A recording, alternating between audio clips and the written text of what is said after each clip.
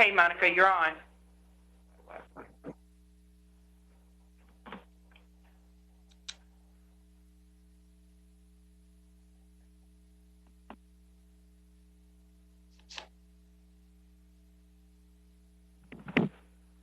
Okay. They're going to count you down, Monica. Okay. In 5, 4, 3, 2, 1. Thank you all for being with us this evening. I'm Monica May. And if you signed up for Resilience, Recovery, and Rejuvenation, you're in the right place. We know these are very uncertain times for us all. However, Orange County Mayor Jerry Demings has been informing us daily of not only the immortality of this COVID-19 disease, but the regulations that come along with living in our new normal, as we're all calling it. Well, this afternoon, this evening, we wanted to share 3 varied perspectives on just how you can move forward with your family. We'll discuss the mental health issues associated with the virus, the importance of why we need to stay physically fit now and continue on. And finally, the financial impact COVID has had and where we go from here. We are a part of the Orange County Dr. Martin Luther King Jr. initiative, and our overall mission is to celebrate and recognize Dr. King's legacy through programs promoting unity, diversity, and connectivity, all this while engaging different cultures. And we're doing it too.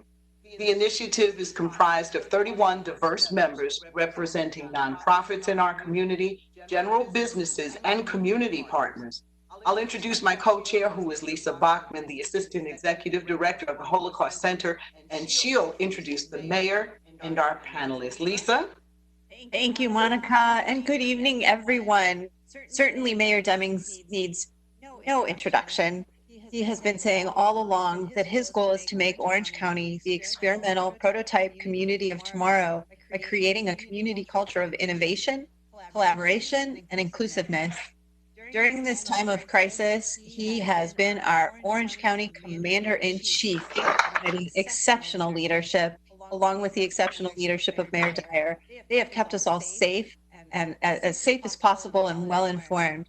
And I'd like to introduce Orange County Mayor Jerry Demings. Wow. Good afternoon to all of you. Let me also welcome you to this virtual town hall meeting, Resilience, Recovery, and Rejuvenation in Unity, hosted by our Orange County government family. Let me just say this to all of you. I'm honored to have Monica May and Ms. Lisa Bachman as co-chairs of the MLK Initiative as tonight's co-hosts. They are going to do a fantastic job, and their comments about me were more than appreciated. Let me just say thank you to you all for being so kind. For over 2 months now, our community has experienced challenging and unprecedented times as we face this pandemic. With 1,708 different people in Orange County testing positive for the COVID-19 and the loss of 38 lives, we know that many of our residents have been adversely impacted. Tonight's town hall meeting is designed to provide resources that can assist our community as we transition into what I'm going to call a new normal. Our speakers tonight will discuss coping mechanisms associated with mental and physical health and provide resources to assist our community in achieving financial health and stability. Orange County has been working closely with our federal, state, and other local partners to provide assistance to those impacted during these difficult times. As you know, the federal government approved the Coronavirus Aid, Relief, and Economic Security Act. In other words, the CARES Act. The CARES Act provides hundreds of billions of dollars in assistance to individuals, as well as loans and grants to major industries, small businesses, and churches that are identified by the IRS as a 501c3 organization affected by the COVID-19. Orange County recently received $243 million in CARES funding for small business assistance, job training, personal protective equipment for small businesses, as well as social services and community assistance that will be provided to residents in response to the COVID-19. We have general information regarding the CARES funding on the county's webpage at ocfl.net/orange cares. That's ocfl.net/orange cares. In terms of application and process to access the funds, we will be ready to roll out that process beginning June the 1st. That will be through our website primarily. Again, we will share some information prior to then, but the actual application process will not begin until June the 1st. Stand by for more information in the coming days. To date, Orange County has provided over $528,000 in rental assistance through the Crisis Assistance Program. We have served over 12,000 businesses with nearly 1.8 million masks and over 220,000 bottles of hand sanitizer that has been distributed to our small businesses to assist them in opening safely. I've also activated a team of employees through our Emergency Operations Center who are available to answer questions or route residents to resources on employment and reemployment, funding sources for businesses, and health and safety options for employees. The Orange County Economic Resiliency and Community Team will provide a response within 24 hours and can be reached at ESF18@ocfl.net or by contacting them by phone at area code 407-254-8833, area code 407-254-8833. I would like to take this opportunity to thank the entire MLK Initiative team led by our wonderful chairs, Monica May and Ms. Lisa Bachman, as well as our subject matter experts and the information they will share with you tonight. The panel includes Ms. Candy Crawford, President and CEO of the Mental Health Association of Central Florida, Justin Higa, Executive Director of the Golden Triangle YMCA, and Alvin Cowens, the President and CEO of McCoy Federal Credit Union of Orlando. Before I turn the program over to our co-host, I want to thank our residents for the sacrifices you and your families have made to help slow the spread of this deadly disease within our community. I have been awed by your resilience and how much you care about your neighbors and the community. These continue to be unprecedented and challenging times, but I know we will get through this together. Again, thank you to Monica and Lisa, and let's begin the program. Okay. Thank you, Mayor Demings, and thank you again to both you and your team for your incredible leadership. I'm now very proud to introduce Candy Crawford, who is President and CEO of the Mental Health Association of Central Florida. During Candy's tenure with the Mental Health Association, she has transformed services to meet the needs of the community with a free clinic for anxiety and depression that has served over 1,800 patients. The effects of COVID-19 have, of course, been devastating, and they have wreaked havoc on all of us mentally. We're in isolation. We don't know if we're sick, if we can get sick. There are so many other unexpected things that crop up at the last second. Candy, can you please tell us about what you are seeing? Thank you, Lisa, and thank you to this wonderful effort led by the mayor, you, and Monica. I really appreciate being included in this, and that, as usual, our mayor has stepped up and taken the lead in so many different ways, and it really has been reflected by the feelings in the community. Even the people that are most affected by this really do have a sense that their leadership in this community is providing a real sense that they do care, that they are involved, and they are reaching to the people that really need them. So I think we're just really fortunate in this community to have that kind of response in this community. It's really felt throughout this community. And I know that we are really experiencing an unusual time because people out there are affected so deeply because they don't have a job, they're having to stay home, they're afraid of getting a very serious virus that they really don't know where it is, how they're going to get it, if they're going to get it, and it is causing some serious anxiety. And so we're counseling people every day. We're providing a lot of new services online, which has been very successful, unbeknownst to us, that people are able to really take advantage of that and really get a lot out of it. And so we're providing anxiety group sessions online to people, which is really serving us well. But we do have a lot of people that are really suffering right now, and we are telling people some things that they can do to take care of themselves. But the most important thing is that it's okay not to be okay, that we do understand that you're not going to be just okay, that this is a different time, different circumstances, and we need to acknowledge that people are going to have moments and times that they're not going to be just fine. And we need to acknowledge that. And we need to look within ourselves. And if you look at some of the teachings of Dr. King, you will find that Dr. King talked about this. He talked about the fact that we do look at ourselves, and we do have to find within ourselves that we need to learn to accept and love ourselves in order to accept and love others. So I think that we need to understand that sometimes we do make mistakes. Sometimes we do have bad days. Sometimes we just need to be accepting, and sometimes we need to be forgiving. And sometimes we need to understand that during these bad times, that is not going to stay with us forever, but that we are going to have some rough goes in these days. And it is particularly difficult on families that are at the home. They are not going to, children aren't going to school. We may not have a job. Those are probably the toughest situations that we deal with every day. And we do try to counsel that, yes, we will provide as much counseling as possible, whether it's for the children or for the family together. And yes, we are there to help them. And we provide as much services to people as we possibly can. And we encourage people that if their situation is becoming out of control, that's when they need to reach out and get help.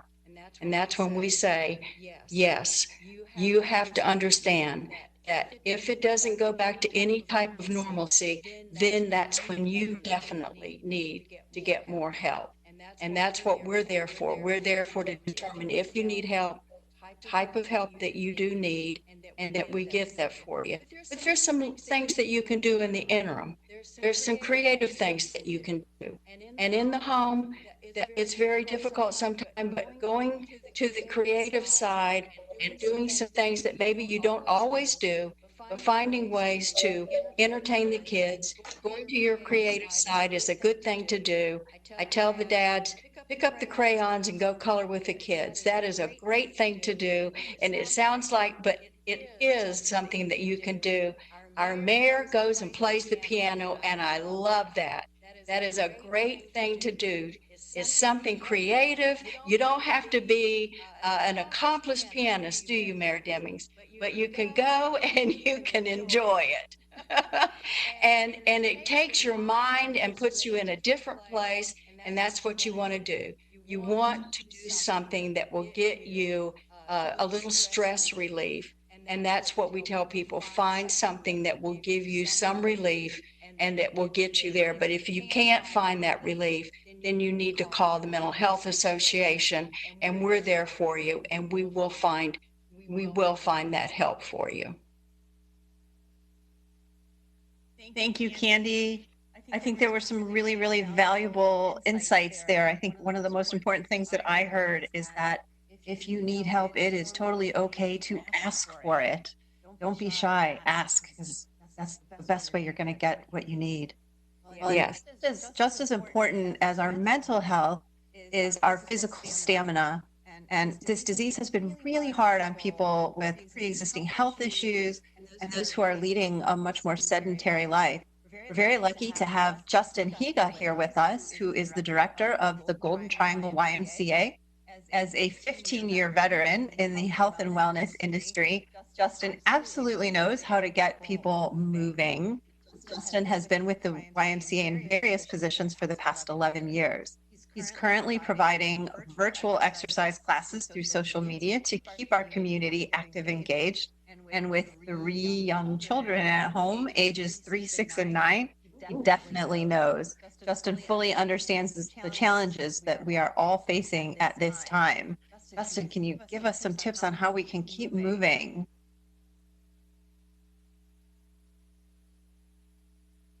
Absolutely. Well, thank you so much for having me on behalf of the YMCA of Central Florida.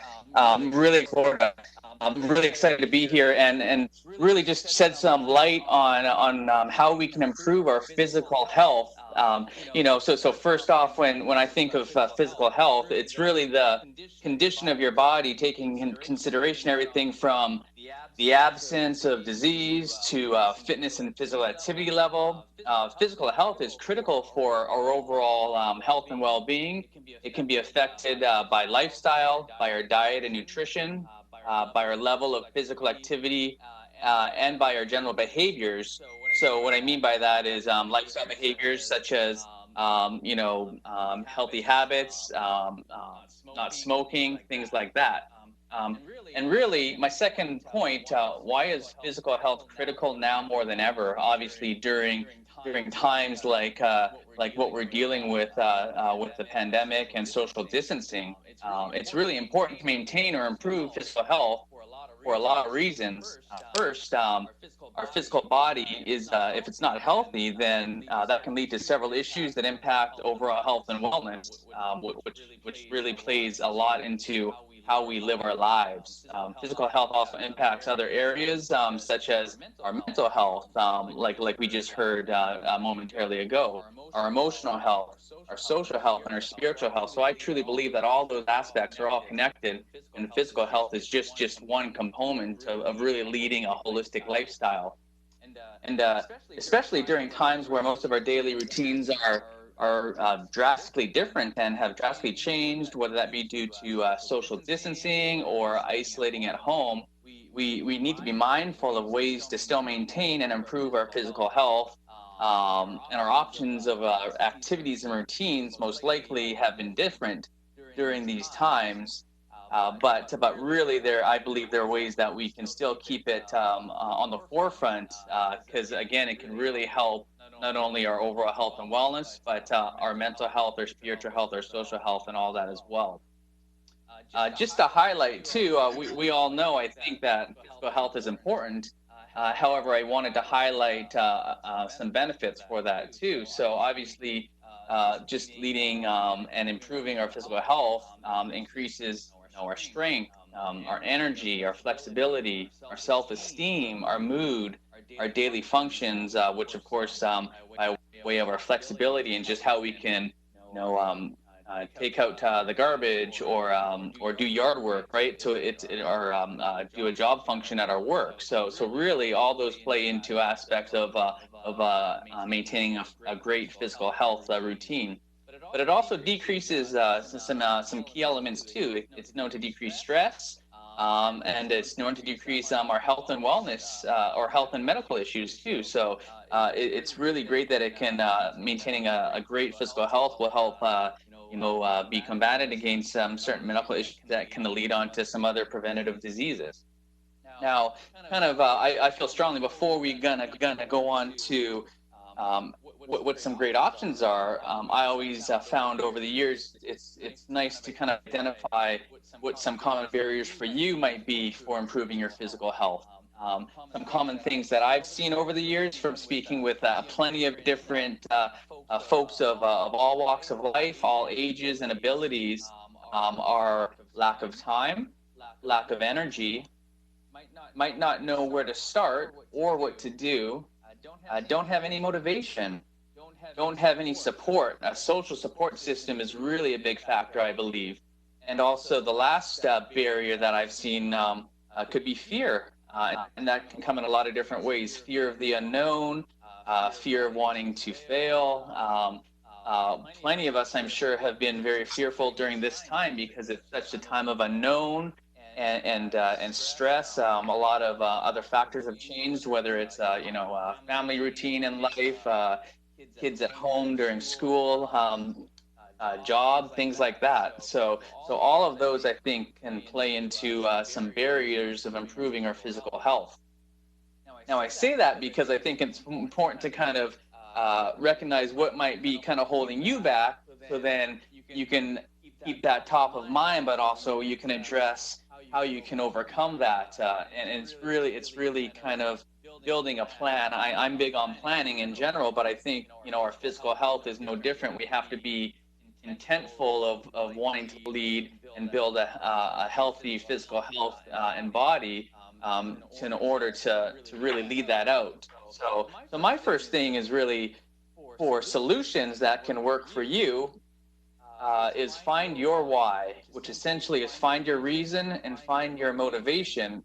Everyone has different reasons why they're going to get out of bed in the morning, and really leading a healthy physical lifestyle to improve your physical health really has to do with what's driving you. So you really have to internalize it and find your reason and your motivation. And if it's a little hard at first, just talk to some of your friends, your family members, and I'm sure that they will definitely help you along the way. The second is build a routine and turn it into a habit. Stephen Covey says it takes 21 days to build a habit. So especially whether it's getting more exercise or changing the way you're eating or your eating habits, I mean, that's no different too. So record it down, put it in a calendar, journal it, build your routine and turn it into a daily and a weekly habit. And that way it'll stick with you till it becomes second nature. And then that kind of goes on to my third point is record down your goals and track what is meaningful to you. This might work for some people, but might not work for all. And I'll touch on that in a little bit here as well. But it definitely helps to have something tracked and written down if you're someone who likes to stay organized and to keep it top of mind for you. The how is pretty important too. So how will you focus on your physical health? Healthy eating, drink lots of water, try and get exercise daily. Can you get 30 minutes of exercise a day? Daily movement as well. You might have a job where you're constantly on your feet, so that's definitely beneficial. So you can be moving throughout the entire day. When you're looking at exercise, which is something that I deal with on a daily basis, not only myself but with my family, and also how we can help some folks that I'm speaking with on a daily basis with the YMCA is what are some options of exercise that work for you? So your environment plays a part to this. If you're at home, especially during this time, can you do some at-home workouts, be it virtually? So there's lots of options virtually, whether it's through the internet or on social media. Definitely walking is a great option for a lot of different people of ages and abilities too. Not only is it great for exercise, but it gets you some fresh air. And again, you can do that safely during this time as well. Riding a bike if you have that option. Swimming if you have that option too. Play a game with your family. So if you have kids, it's great to join in a family activity, because we definitely want to make sure that our kids and our grandchildren stay active too. Or you might want to look at some options as we're opening up different organizations out there, is joining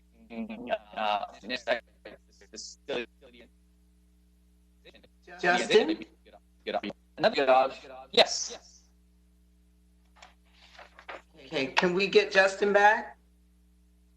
Yes. Hello?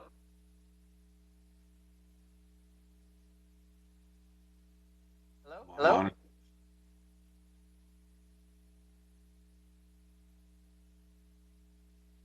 Hello? You there? I'm back? You're back with Monica. We've lost you. I should be there. All right, sorry about that. Am I? Okay, folks.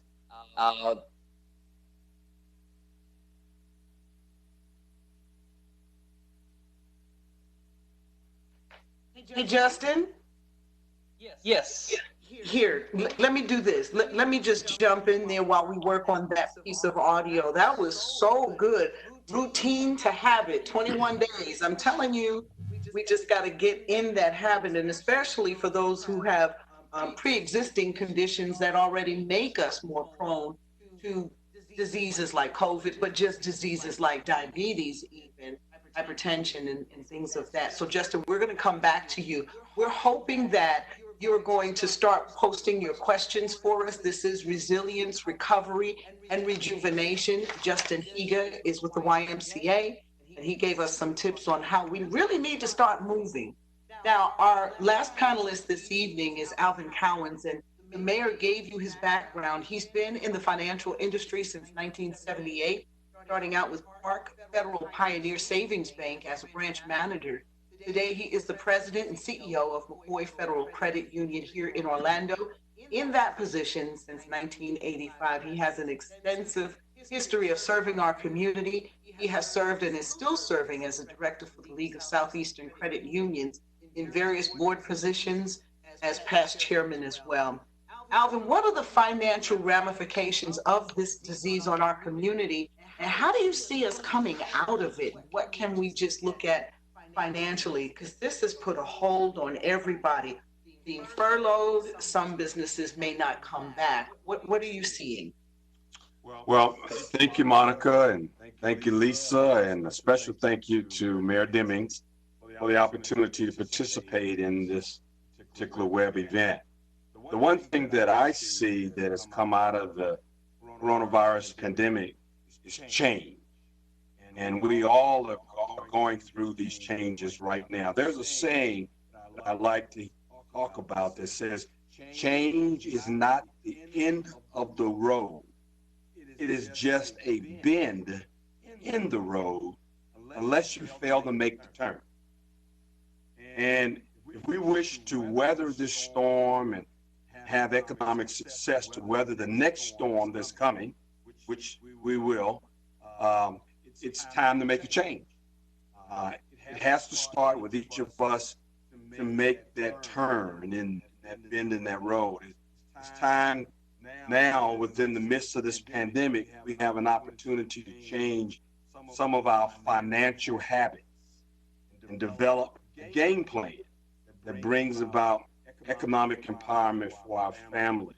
It's interesting that statistics indicate that almost 40% of American adults have no emergency savings and wouldn't be able to cover a $400 emergency with cash. And that's sad. That has to change. It also, statistics indicate that 78% of American workers indicate that they're living paycheck to paycheck. And that's very difficult to create savings. And that's really what we need to do, is start save. You know, we were lucky this time around that the federal government and local government came to our rescue and bailed us out of our financial hole that we were in. The federal, state, local leadership put in place the lockdown, the social distancing restrictions, safety requirements put in place, all for the sole purpose of saving lives, and rightfully so. Yes, many of us have lost our jobs and our whole lives were turned around. And then along came the cavalry to give us financial stimulus packages that Mayor Demings talked about earlier, the CARES Act. And it was, the CARES Act was a $2 trillion economic relief package.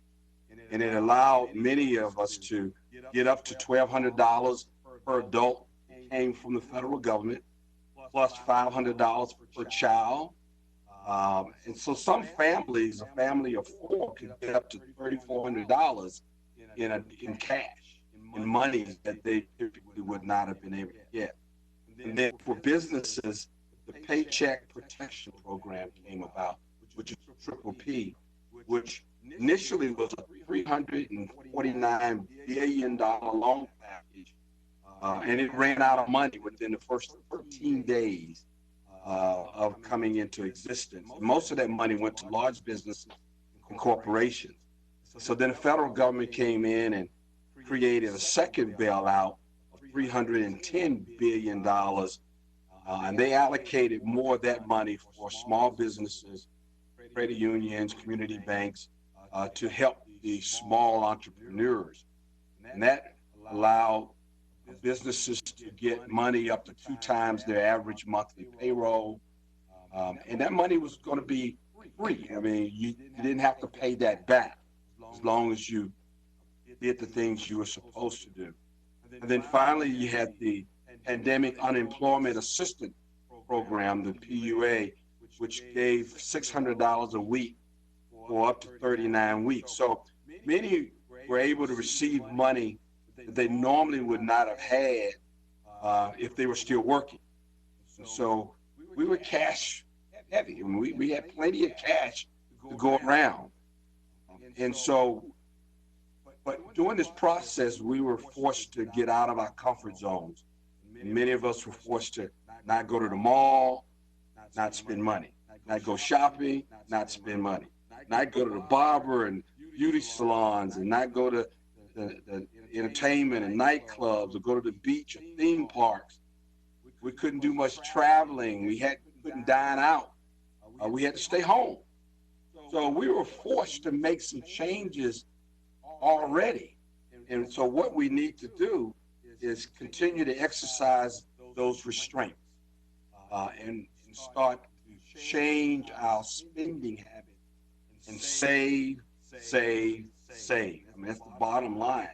We need to start understanding the purpose and the importance of saving. Typically, the minimum position that you need to have at least 3 months of expenses saved away for a rainy day. And we're in Florida, and we know it rains a lot. So we definitely need to have money set aside for a rainy day. We've already just finished doing our exercise and restraint. So a little sacrifice, a lot of discipline. We need to have a spending plan. We need to avoid convenience spending, which is a habit that we like to stop by the fast food restaurants on the way home and spend money in the fast food restaurant. That's typically considered to be convenience spending. Convenience spending costs us more. We need to record our spending and avoid impulse spending. Those things create a situation where we don't have savings set aside. We don't know how much we're spending versus how much we're bringing in. So we need to record our monthly expenses, write down the things we spend money on, compare that to the amount of money that we're bringing home, and see if there's difference. I call it the 10-10 rule. We need to basically learn to live off of 80% of what we make. We need to pay ourselves 10% first. Every dollar we earn, we should pay ourselves 10%. Let's put it in a savings account for a rainy day. We pay our God 10%, and He'll multiply that.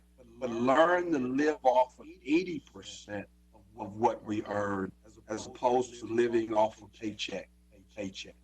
It's really simple. It's not rocket science to change the economic environment that you're in.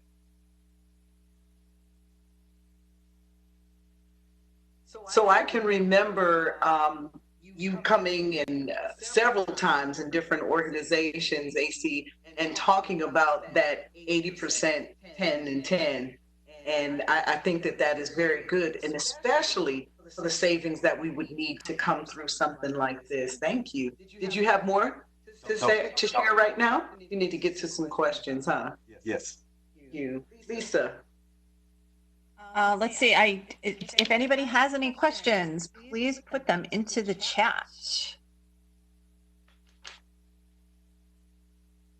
I don't know if Justin, if we wanted to get back with you, if you had anything else that you wanted to finish up while people are getting ready to type their questions in. Sure. Well, hello, everyone, again. Hey, Just. Hello. So actually, I just wanted to finish up. I just had one final point, especially it's kind of ironic as we've heard the term social distance during this time. My last point was find your social support system. So I hope we're all good at that, but you know, your friends, your family, neighbors, your church, a fitness group, social media, right? So find your social support system and communicate communicate your goals, because that'll really help you out too with whatever you're working towards for your physical health. And then lastly, just check out a lot of the great online resources that are out there, whether it's on the YMCA of Central Florida website or several others, because there's plenty of information that's free at your fingertips that you can really utilize to help you get some specific tips on exercise or activity or nutrition and all of that. Mm-hmm. In the interim of us waiting, we have a question for Mr. Cowens. I wanted to ask Justin, though, if we can't get into the why right now, can we just use our neighborhoods? Can we just use the park to do some activity, just walking? Absolutely, and as I mentioned, walking, riding a bike. If you have a dog, walk your dog, right? So the main thing is you can get exercise anywhere, whether it's in your home, your apartment, around your neighborhood. Walking is great exercise. There was a link on one of my slides too, which was actually the Orange County Parks link, because that's a great site to go to where you can just see all the local parks that might be close to your area. Again, great, beautiful options. You can go get fresh air, walk. You can still walk socially distanced with a friend, right? So you can still connect, but definitely walking is a great option. Just have to use social distancing.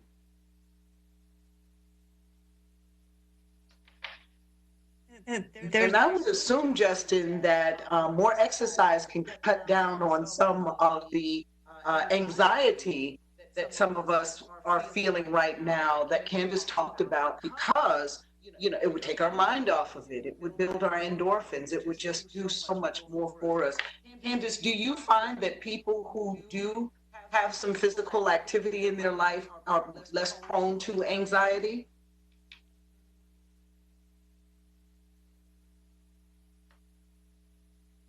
It's really hard to say. It's always a good thing to exercise. It's always one of the first things that you talk about when you talk to someone about changing their lifestyle.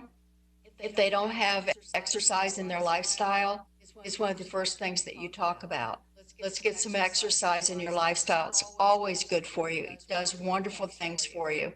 And so that's, but people that exercise can tend to have some issues, just like anyone else, under certain circumstances. So I wouldn't say it keeps you from having it, but it contributes to a healthier lifestyle all the way around.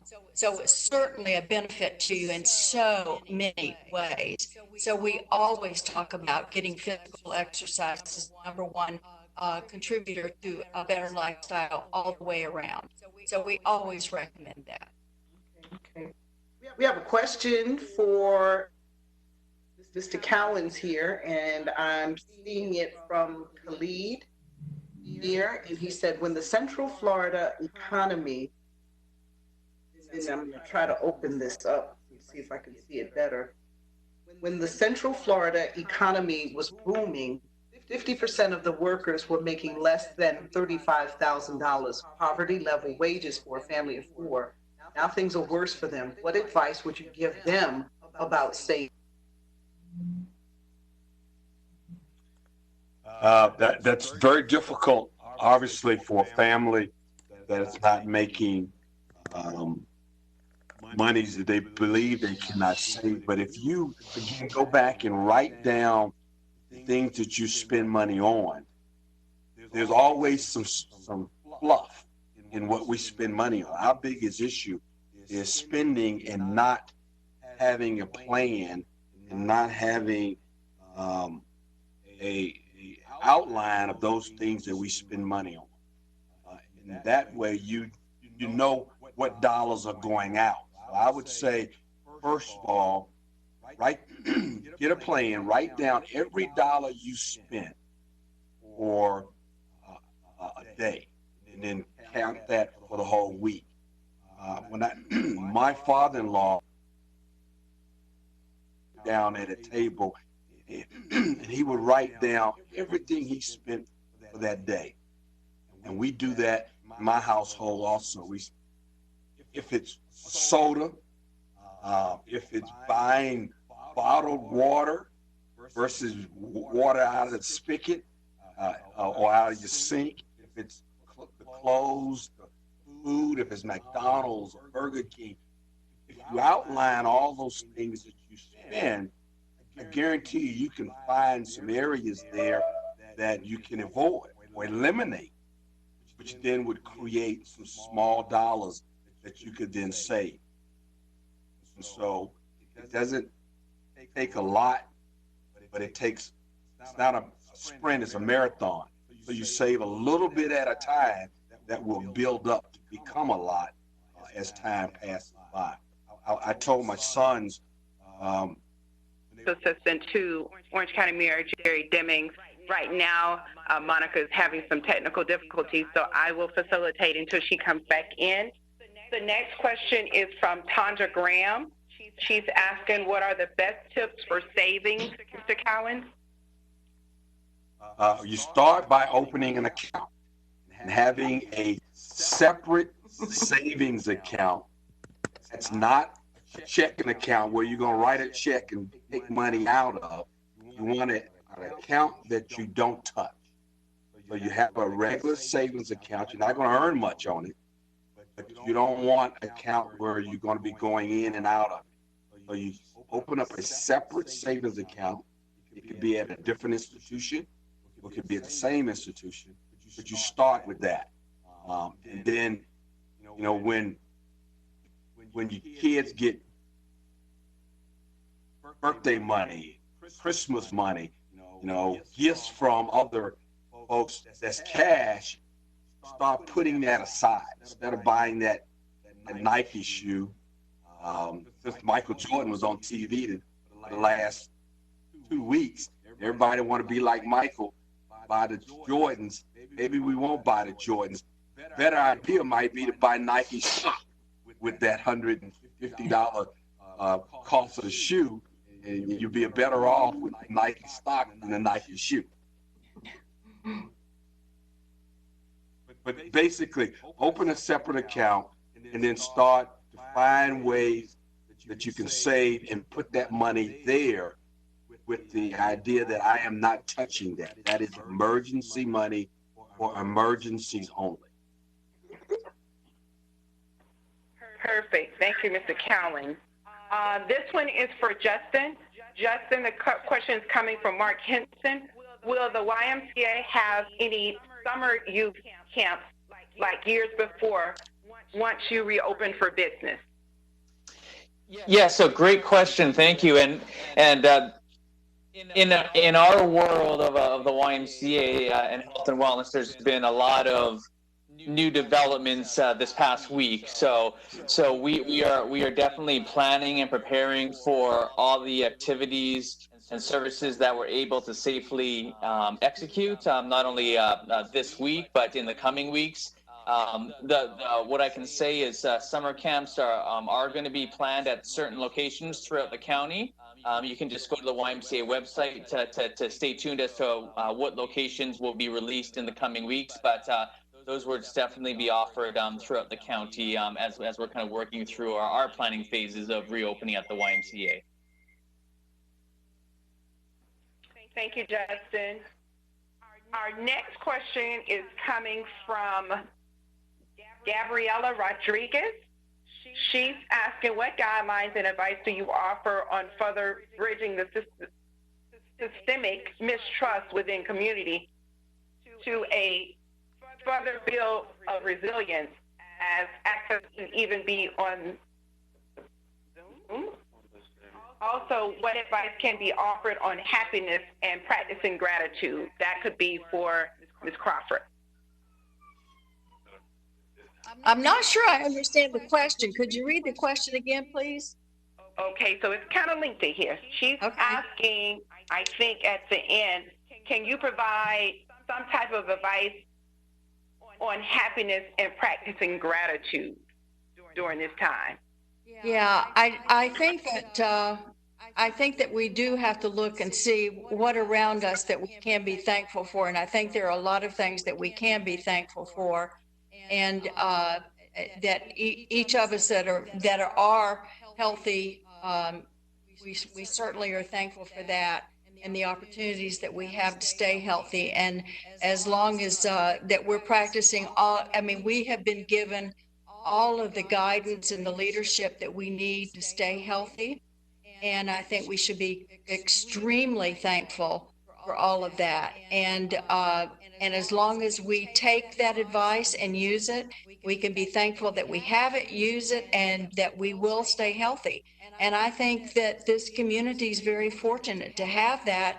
And I feel very thankful that we have that, and that we are able to, for the most part, we have been very fortunate. I feel really bad about the people that have not been that fortunate, and not through any reasons that they have not caused it. I feel really bad for the people that have gotten the virus. I feel so horrible about the people that we've lost. It's devastating. And I know how it affects our leadership and how they are doing everything they can. But I am so thankful that we have the directions that we're given, and I'm thankful that we know what we need to do and that we're doing it.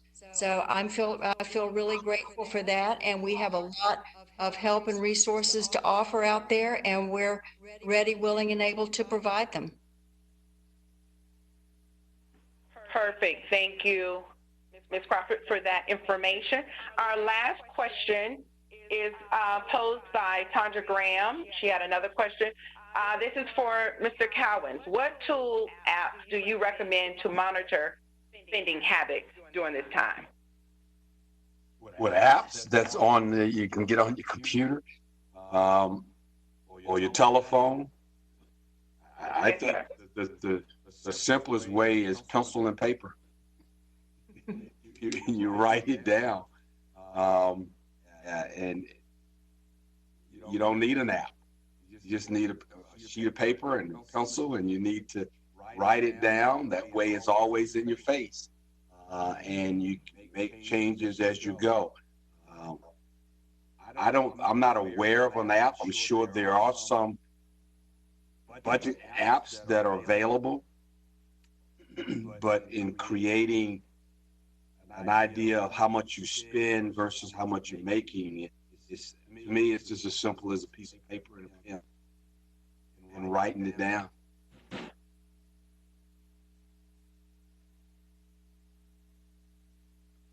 Thank you, Mr. Cowens. If any additional inquiries or questions come in, we'll definitely provide a response, but I'm going to turn it back over to Mary Demings at this time so that he can give the information for the census. Wow. Let me just say to the entire team of participants tonight and our panelists, you've done a fantastic job. I always wish we had more time to really get into questions and answers. But there's one issue that is going to impact all of us, and that is the census count. We really had just began the process of doing an accurate count of our population, and that provides so many different opportunities for us to be recipients of federal and state funding. That guides the various boundaries that we draw for how we elect our various officials at the federal, state, and local level, so that you have appropriate representation. It is very, very important to how we receive funding. In fact, when they looked at the various formulas to determine how much different communities across America would get from the CARES Act, they looked at population types of numbers. And so we have with us tonight one of our best managers here within Orange County.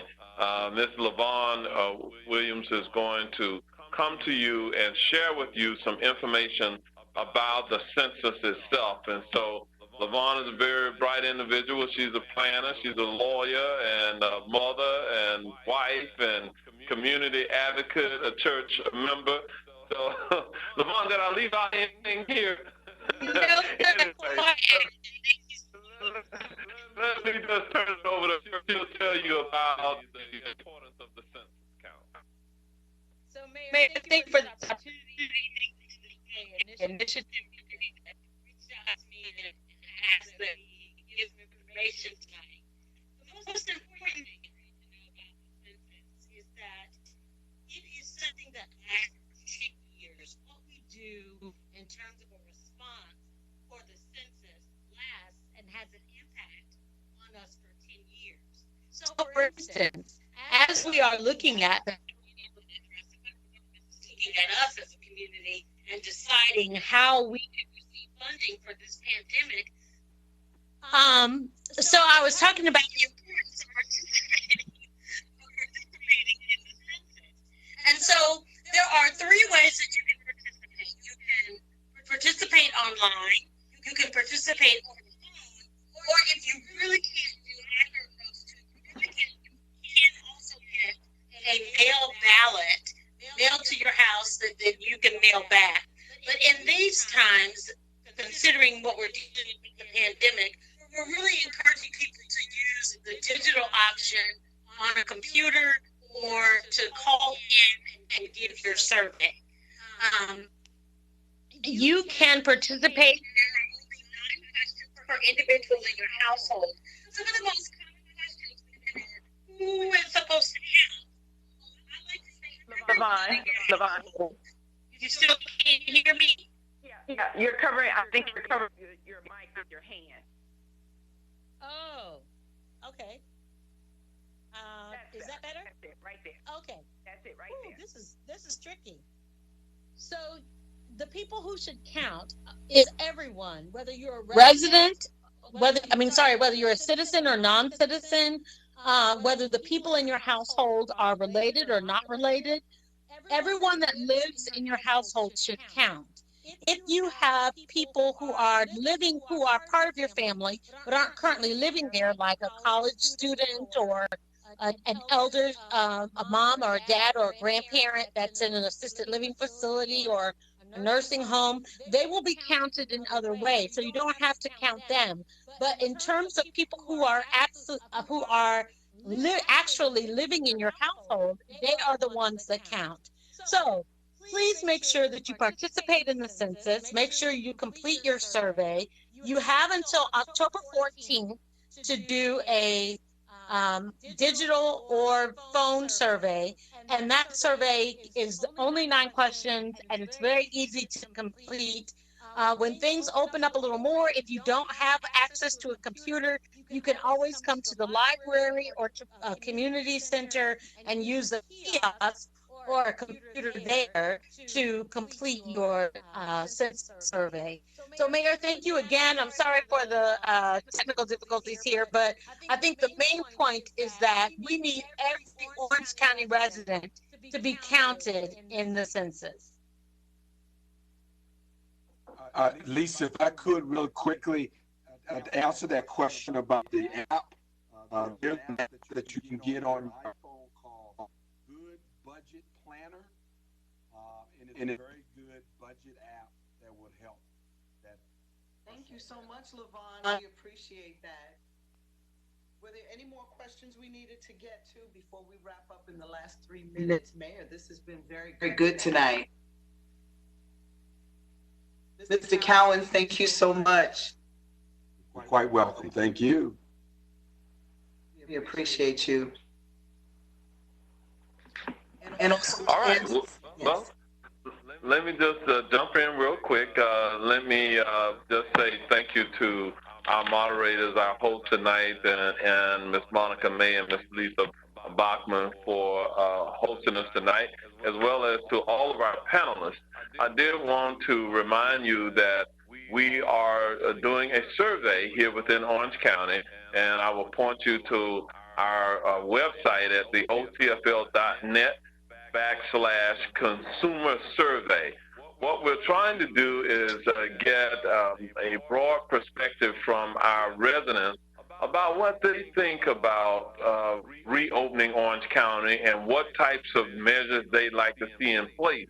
We will use the survey results to make to assist us in making some decisions going forward. So anyone that's on the call, if you have not had the opportunity to complete the survey, we do ask you to go online to complete it at the ocfl.net/consumer survey. And let me just say to LaVon Williams, thank you for giving us the wonderful update about the census. And I believe that we'll have our moderators. I'll go back to Ms. Monica and Ms. Lisa to close us out. Look forward to receiving information from us through our website about how we will assist the community with the $240 million in CARES Act funding. We will be providing some funds to small businesses that are 25 or smaller employees. We will be providing some assistance such as rental assistance to individual families.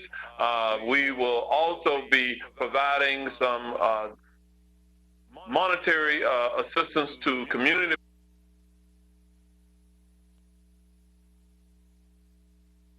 I think may have lost signal. I'm sure. So I will close out the program for us. Thank you so much, Mayor Deming, for your wonderful leadership. Thank you to our panelists, Andy Crawford, Alvin Collins, and Justin Higa, for the time that you put into preparing for such wonderful presentations that you delivered. I think we all really learned some very, very valuable things that we can do this evening. And LaVon, thank you so much for informing us about the importance of the census. We hope that everybody will visit the website and complete that right away. So it's time for us to close out this event. Thank you to all who attended. We're very, very pleased with the number of people that we've had with us tonight. And we hope everybody enjoys a very restful, wonderful evening. Thank you again.